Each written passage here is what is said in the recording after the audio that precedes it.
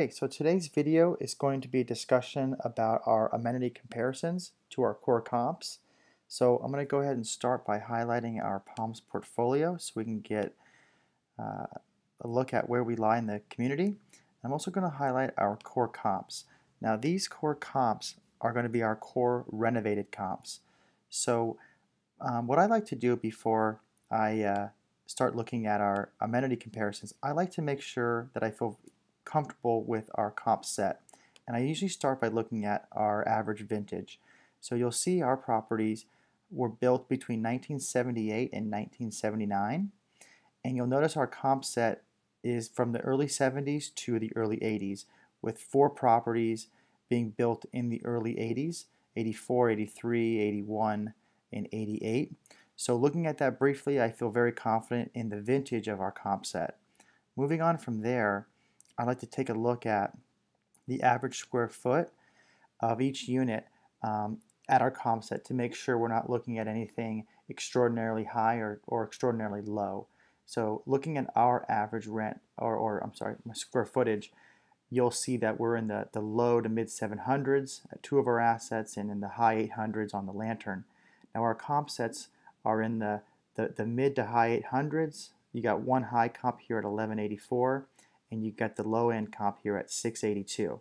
So this gives us a broad spectrum of square footages and good vintage and good comparable vintages. So so far we're 2 for 2, feeling really good about this comp set. So let's move on and look at briefly the average rent at our comp set and our existing community to make sure that there's enough of a gap. You know, we talked about this on our last video, that our comp sets and our existing asking rents have about a 34% variance in asking rents, which is again verified as you see on the map here with the asking rents in the mid to low 900s at most of our comps. We've got the high end at 1100 and the low end here at 846, which is also the low end comp for our square footage comps.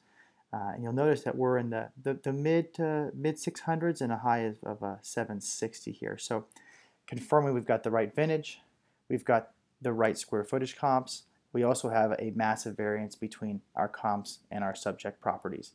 So moving on there, we'll start with looking at our amenity comparisons. So to make this as brief as possible, I'm going to move through each comp and talk about the interior and exterior amenities. So to the north of us, the Lex Dallas. On the interiors, they boast granite countertops, stainless steel appliances in select units, black appliances in all other units, including their model. They have new cabinets, reverse osmosis water filter under their sinks. They have full-size washer and dryers in all of their units, faux wood floors, and 2-inch wood blinds. On the exteriors, they have a pool with a barbecue grill, business center, dog park, gated entry, and covered parking. Moving on to our comp to the east, the Alista. They offer granite countertops, stainless steel finished appliances, wood faux floors, updated cabinets and fixtures, full-size washer and dryer connections, 2-inch wood blinds, and fireplaces in select units.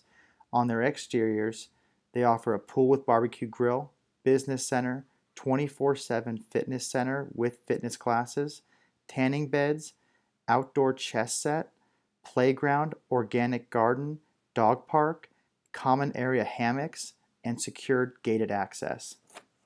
To the east of us, the Highland Creek comp, their interiors boast upgraded appliances, faux wood floors, and washer and dryer hookups.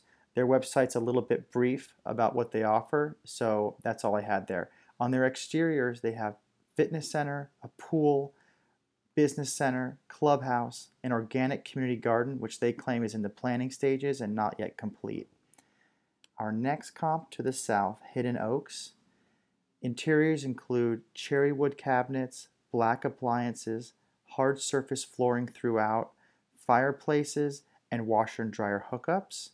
Their exterior amenities include a pool, courtesy patrol, package service in the leasing center. And our next comp, the Trellis to the southeast of us. Now this is one of the heaviest amenitized comps in the submarket, and they include granite countertops, stainless steel appliances, faux wood floor in all units, washer and dryer hookups, 2-inch faux blinds, and a wood burning fireplace. On the exterior, they offer gated access, courtesy patrol, covered parking, an organic garden, an outdoor kitchen next to the pool. They have a package receiving service in their leasing center, as well as a tennis court. This property also offers another amenity that I found noteworthy, which is they have a 48-hour maintenance guarantee, which they offer residents who do not get work orders finished within 48 hours, a $25 rent credit if they file a complaint within 2 days of the work order not being completed. Pretty interesting, thought it was noteworthy. Now our last amenity comp is Everwood. Now Everwood too is a highly amenitized property. Their interiors boast granite countertops, an island kitchen bar, hardwood cabinets, real stainless steel appliances, contemporary fixtures, plank flooring and porcelain tile flooring, full-size washer and dryers, 2-inch faux blinds, fireplace, and oversized fence yards on all first floor units. Their exterior amenities include a pool with barbecue grill. They're located adjacent to a park. They have a dog run, and they have shaded picnic areas. So that kind of summarizes, I know it was a lot of information, trying to get it all in there in a short period of time, kind of summarizes our main renovated comps and gives you an understanding of what the interiors and exteriors look and feel like.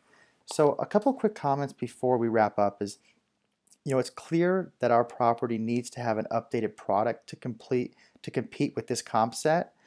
And considering that we have a slightly smaller average square footage than our comps, we'll need to have higher end finishes to compete with the slightly larger comps in our submarket. So what that means is that we've got to have granite countertops, stainless steel appliances, hardwood flooring surfaces, contemporary finishes and hardware, while also offering common area amenities that are not usually found within average apartment communities. Some examples might include the common area hammocks, outdoor chess sets, swimming lessons, fitness classes, community gardens, educational resources, and tanning beds, just to name a few.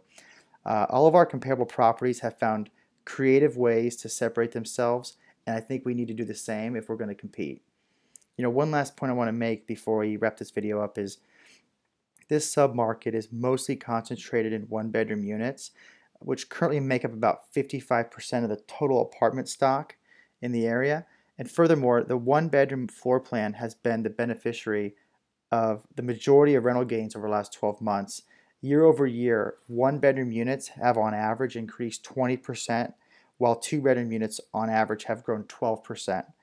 Our portfolio consists of 64% one-bedroom units, which gives us an outsized opportunity to capture significant upside in the most demanded units in the market.